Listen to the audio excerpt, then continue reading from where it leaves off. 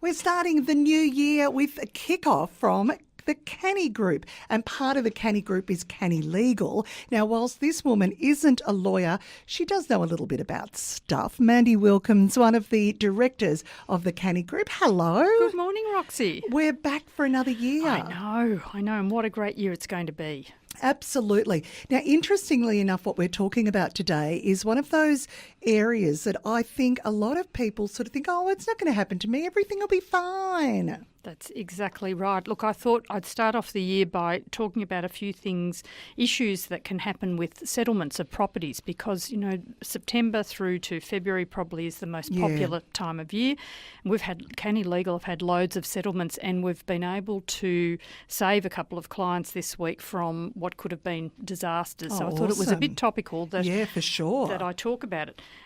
So, when you're buying a house, and it doesn't matter whether it's the house you're going to live in or a commercial property, it's one of the biggest financial transactions that you will have. So you have to make sure that everything goes very smoothly and that you get it all right. It really is true. You've got to dot your I's and cross your T's.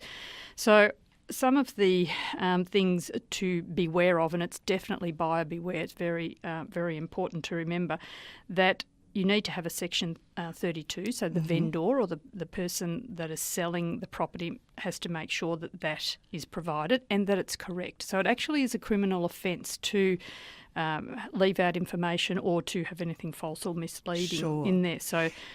And that is important because it will note things like if there are any caveats on the property or if there are any, like there might be certain things to do with the property, like building works that haven't reached that 7-year period. And that's right. There's lots of stuff that can be in that. You think simple things like listing any permits that the seller might have had in the last 7 years. So very important document and your legal representative, so your lawyer or your conveyancer, needs to be there on the ball and making sure that everything in there is included.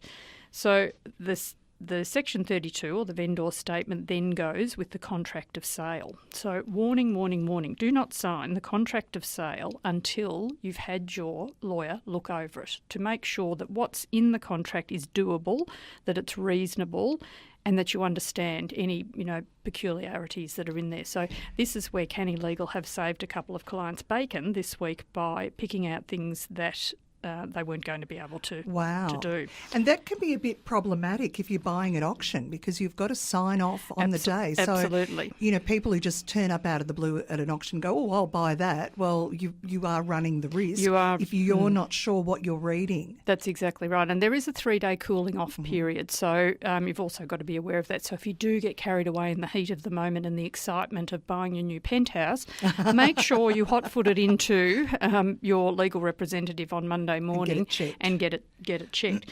So, there are simple things that can see settlements fall over. So things like, people not getting documents back to the bank on time, so therefore the bank can't pay out mortgages and release other documents.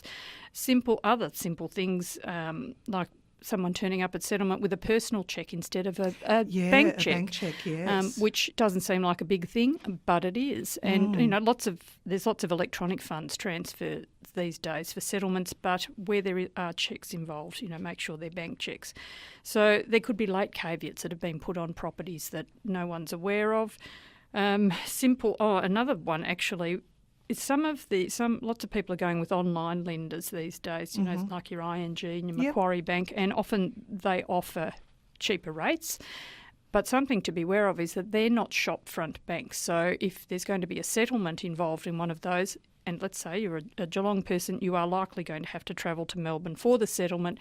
Therefore, settlement will be later in the day. Therefore, you've something simple like having your removalist waiting to move you in or out of a property. Just being aware of that. All of that. So things like that, it's a bit like a house of cards. Everything depends. So presumably if people come to the Canny Group and go to Canny Legal for their conveyancing, you've basically got a checklist you'll go through and you will check through all of those things. Absolutely. To make sure that everybody is absolutely aware of what needs to happen, when it's going to happen, what you can expect so there are no surprises, and that, you're getting what you think you're getting in the way you think you're going to get it. That's exactly right. And so we'll be your voice on the day of settlement and preceding that and make sure that everything goes very smoothly. Because, again, it is one of the largest financial transactions you'll do.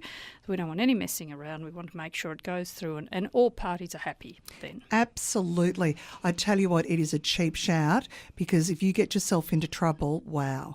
That's harder to get out of. Yes. Thanks so much, Mandy. It's been great catching up with you, and we will catch up with the Canny Group again in a couple of weeks. Now, if you want to find out more, probably the easiest thing to do, Mandy, is head to the website. Absolutely, yeah. yes. cannygroup.com.au. Thanks. Thanks, Roxy.